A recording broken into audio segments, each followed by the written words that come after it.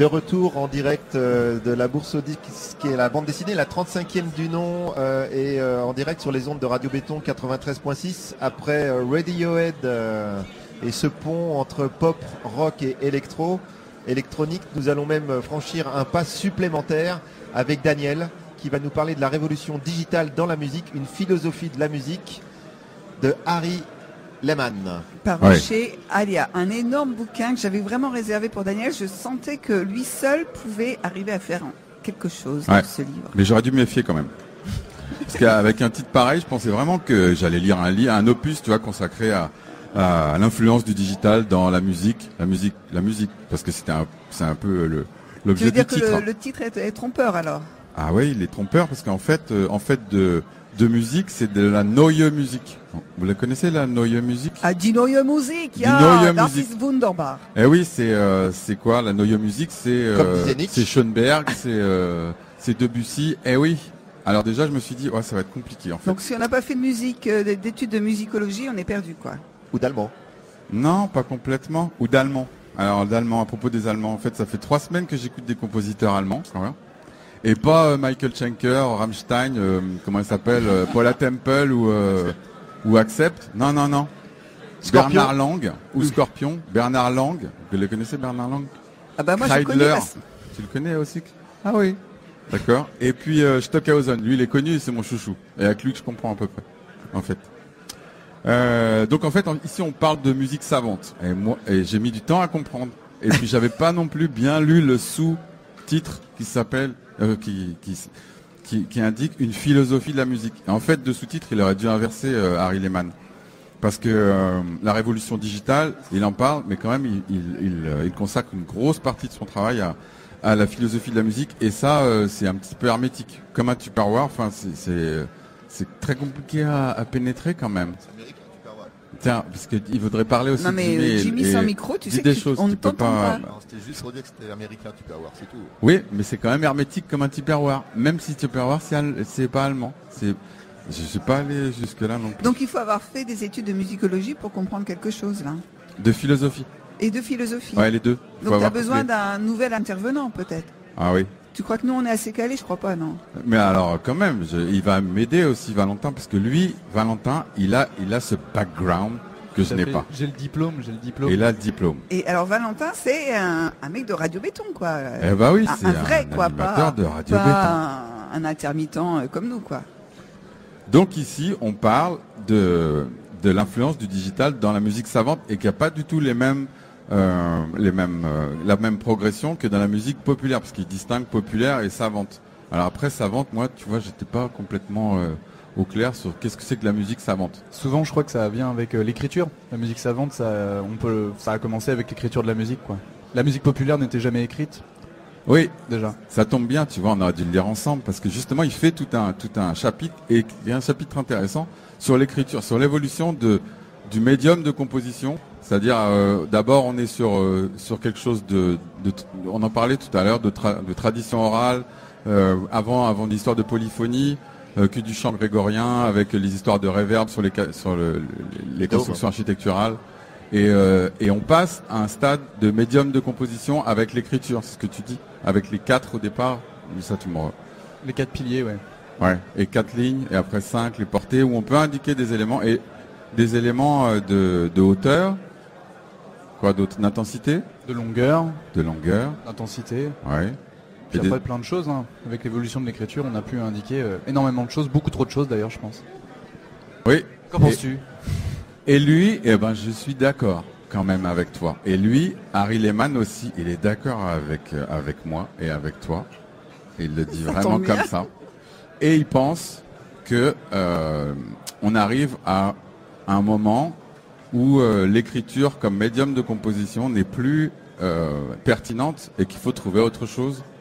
Et qu'on a déjà trouvé autre chose, quelque chose qui mélange à la fois l'élément essentiel de la construction de musique savante avec le digital, pour lui c'est l'échantillon, et aussi des aspects graphiques qui permettent de donner des indications sur des éléments des indications de jeu qui peuvent pas être notés avec des éléments traditionnels d'écriture.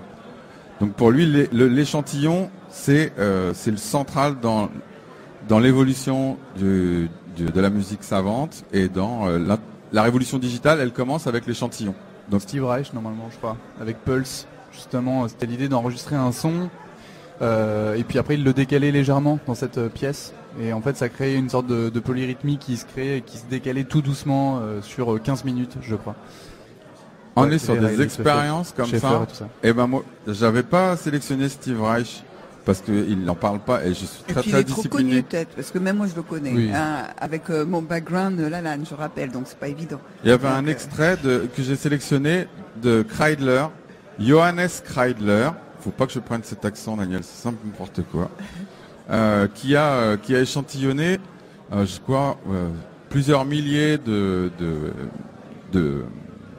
séquences de sons avec donc on peut l'écouter quand même pour voir, parce que moi aussi je partage ma souffrance d'écoute tout de suite. Non, je plaisante. Ça va bien se passer, Daniel. Ouais, ça va.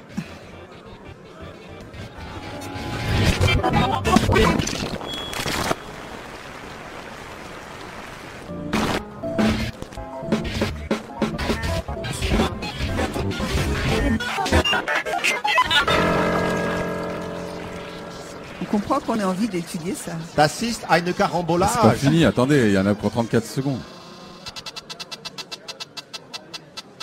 C'est varié. Voilà. Ouais. Énorme.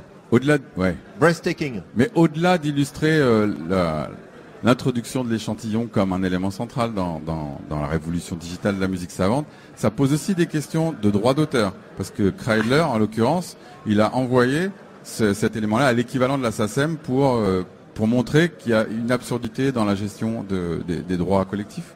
Et c'est à revoir complètement maintenant. Ouais. Donc c'est intéressant aussi que ça rejoint quand même la musique populaire. Alors, moi, j'arrive pas à faire le... Ça date de quand, cette pièce ? 2009, je crois. De 2009, ça ? Ouais, il me semble. Hein. Ouais, je l'ai noté comme ça. D'accord. Ça t'étonne peut-être. Non, mais parce que justement, je crois que ce genre de musique, je vais peut-être dire une grosse connerie, mais déjà dans les années 40, même avant, je crois qu'il y avait ce genre de composition-là. Et c'était assez nouveau à l'époque. Sauf qu'aujourd'hui, quand on écoute ça, c'est vrai qu'on a l'impression d'entendre quelque chose qu'on a déjà entendu dans la musique contemporaine. Sauf qu'à l'époque, quand ça avait été créé, c'était la révolution de la musique digitale pour le coup. Mais c'était peut-être fait par un seul auteur et pas. Oui. Puisque là, c'est le début du sampling. Par exemple, aujourd'hui, dans le hip-hop, même dans n'importe quelle musique électronique, on récupère des sons et ça devient monnaie courante. Sauf qu'à l'époque, c'était l'enregistrement commençait à être expérimenté en fait, et des gens commençaient à triturer les bandes et à faire ce genre de choses. Et il y a un gros retard. Pierre-Henry faisait ça. Oui, voilà. Pierre-Henry avait fait une composition comme ça avec un bruit de grincement de porte qui était répété en boucle. Oui, etc. bien sûr. Mais là, alors c'était pas les années 40, c'était en l'occurrence plus 50-60. Mais oui, c'est un truc qui existe. C'était vieux, quoi. Mais c'est peut-être 60, je m'en rappelle plus. Mais ils ont du retard. Il ne faut pas que Valentin est tout jeune. Oui, c'est ça. Il a des cheveux verts, c'est pour vous dire. Il est très jeune. Bleu, s'il vous plaît. Bleu, pardon. Le constat, moi, que j'ai pu faire, c'est qu'on enfonçait quand même des portes ouvertes avec Monsieur Lehmann sur l'histoire du digital, comme vous le soulignez, du digital et puis de la musique savante. Il y a beaucoup de retard sur l'utilisation. Il n'y a pas vraiment, à mon sens, de choses très révolutionnaires.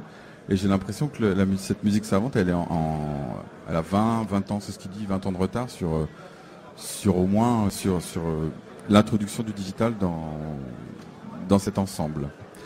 What else, Daniel? Alors justement, je me suis arrêté sur l'histoire de l'échantillon. L'échantillon, c'est bien l'échantillon. Mais il faut aussi l'agencer. Et lui, ce qu'il constate, c'est que ce médium de composition qui était l'écriture, maintenant, peut se déplacer vers autre chose. Et ce serait passé à l'étape suivante, c'est-à-dire la table de montage d'un Pro Tools ou d'un Cubase comme élément central de composition. Et alors tu as dit Pro Tools et Cubase. Que des gros mots. Ce sont des logiciels de musique, des séquenceurs qui permettent d'avoir plusieurs pistes simultanées, d'appliquer des effets et également de composer dessus. Merci. Rien à voir avec GarageBand alors? Si. Ça, GarageBand, c'est la même chose, mais une version un peu plus grand public avec des choses un peu plus simples, mais ça reste un très bon logiciel. Plus aussi. grand public, la définition d'Odile, merci. Ah oui. Oui, c'est la même chose. Tous ces éléments. Et puis il y a un autre élément, c'est à partir de ce déplacement de médium de composition, c'est aussi de montrer que l'ordinateur peut créer lui-même des éléments, peut créer lui-même des œuvres, ou que le chef d'orchestre aussi peut se mettre aussi à créer des œuvres sans les interprètes. Donc pour lui, c'est ce qui est quelque chose de relativement nouveau. Donc il y a des essais à partir d'éléments qu'on rentre, mais ça aussi, je pense que ça existe aussi dans la musique populaire. Populaire, j'arrive pas à dire musique populaire, mais bref. Donc l'ordinateur peut lui-même composer. Même si au final, c'est l'humain qui a programmé l'ordinateur et qui a écrit des algorithmes pour ça. Oui, au départ, mais à terme, pourquoi... Il fait d'ailleurs beaucoup de vision, Monsieur Lehmann. Prospective. Hein. De vision prospective. C'est un peu un augure qui dit demain ça va se passer comme ça, et après-demain ça va se passer comme ça. Et en attendant, il y a quand même un gros manque sur cet ouvrage. Et est-ce qu'on peut écouter... Mais attends, il y a un J'avais grand une manque. phrase, j'étais en mode... C'était hyper important. Ouais, Vas-y, hyper Daniel, important. je t'écoute. Ouais, ça s'appelle la révolution digitale dans la musique. Il parle de certains liens, YouTube, il parle mais il n'y a aucune URL sur cet ouvrage en référence. En revanche, si on voit des références bibliographiques, là il y en a quand même des wagons, mais il n'y a pas de lien avec Ça manque de flashcode. de QR code ou de flash code. Il n'y a pas de lien, il n'y a aucun lien, il n'y a pas un site compagnon ou... Même à la fin, t'as pas une Non, il y a rien. bibliographie ou un truc Non, la seule non seulement il n'y a pas de bibliographie, mais les seuls éléments des bibliographies qui sont en marge sont des éléments liés à une bibliographie imprimée. Et là, pour le coup, c'est pas les éditions Alia qui sont en cause, quoi. C'est vraiment l'auteur qui n'a pas prévu d'inclure ça. Oui, mais on va rentrer dans un travail éditorial aussi, c'est-à-dire que c'est aussi à l'éditeur de se poser la question. Est-ce que je peux publier un ouvrage sur la révolution digitale sans lien avec un support numérique? C'est un peu con. Enfin, je trouve que Tout à fait, oui. je trouve ça dommage et ça m'a vraiment manqué. Alors moi, à chaque fois, je cherchais, donc je suis allé chercher David Kopp, dont je parlais tout à l'heure. Je voulais un petit extrait sur comment un ordinateur peut lui-même créer à partir d'éléments. Ouais, c'est bien, on peut l'écouter. Ça n'a pas grand intérêt, mais on peut l'écouter quand même.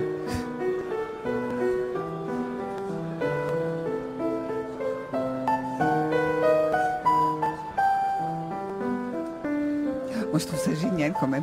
Plus besoin d'étudier la musique, plus besoin de rien. Tu cliques sur le genre musical que tu veux et l'ordinateur te fait ça. C'est dingue. Ah, mais faut quand même je dis pas l'enrober. que c'est bien, mais C'est triste. Bah, je sais pas. c'est autre chose. Non, ce qui est génial, c'est la puissance du mec qui a fait l'algorithme et qui finalement, de façon complètement subjective, s'est dit, je vais faire en sorte que des séquences s'agencent pour créer un morceau.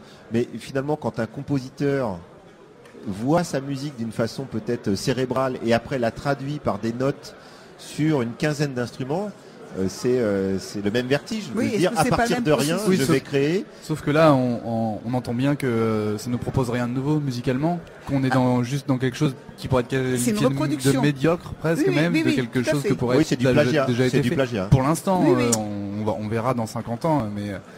C'est du plagiat, ça pose quand même la question de la création. Et pour lui, la création, il essaie de la définir comme une recomposition, une recombinaison à partir d'éléments déjà existants. On peut appeler ça alors qu'on attend toujours autre chose avec la création. L'intuition, le génie. Ouais. Alors voilà, c'est ses limites, mais ça c'est la définition que lui.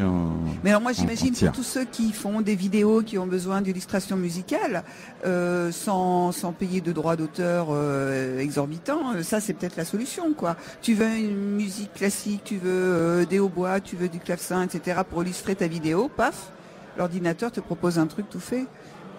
Ouais, mais pour les musiciens c'est mal. C'est le Uber de la composition. Voilà. Ouais.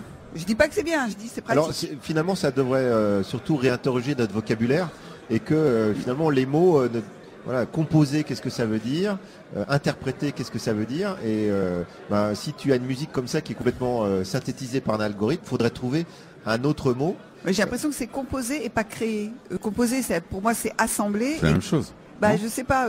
On appelle... Créer, pour moi, ça appelle à ce qu'il y a le plus d'humain en toi, quelque chose que personne. Toi, tu appelles ça le génie ou l'intuition? N'existe jamais vraiment. Quand c'est difficile de créer quelque chose à partir de rien. Je pense que, de toute façon, on dit toujours comme ça quand on s'inspire. Moi, je suis d'accord. Composition, il y a un rapport à l'agencement, mettre des choses en parallèle. Mais au final, la création, c'est ça, je crois. En fait, ça n'existe pas. On n'est pas Dieu. On n'arrive pas encore à créer de rien. Même l'ordinateur, la preuve. C'est une recombinaison. Bientôt, on aura ça avec les livres aussi, peut-être. Des ordinateurs qui créeront des histoires à notre place. Ne me dis pas ça. Voilà. Non, mais voilà. Rien chroniquer à ce moment. C'est ce que je voulais provoquer. Il y aura des chroniqueurs aussi informatisés, alors, Daniel, numérisés. Qu'est-ce que tu veux nous dire pour terminer, finaliser cette chronique sur révolution digitale dans la musique? Il a un petit peu de mal à garder le cap, Monsieur Lehmann, sur l'idée de révolution digitale. Et très vite, il part sur le rapprochement qu'il peut y avoir entre l'art contemporain et la musique contemporaine. Donc on s'éloigne très très vite de tout ce qui a trait au digital pour partir sur des choses comme le mouvement Fluxus qui intègre... on a des exemples ici, pas très très loin, à Blois, du Fluxus, c'est ça, il me semble. C'est ça, la maison du doute. La maison du doute. La maison de du Ben. doute, voilà. C'est Ben qui l'a créé, je pense.